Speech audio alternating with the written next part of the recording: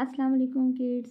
आज हम एक नज़्म पढ़ेंगे और ये नज़्म है ट्रैफिक के इशारों के बारे में। चलें पढ़ते हैं। मेरी बात मानो, मेरी बात मानो, लाल है बत्ती रोको रोको, साइकिल रोको रिक्शा रोको, गाड़ी को रोको बस को रोको, साइकिल रोकी रिक्शा रोका, गाड़ी रोकी बस को रोका।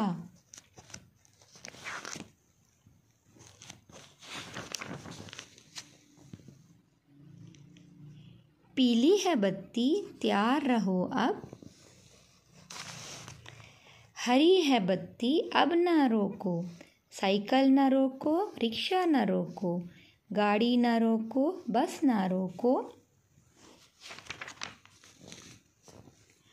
लाल बत्ती खुश है, पीली बत्ती खुश है, हरी बत्ती खुश है, अब मैं खुश हूँ।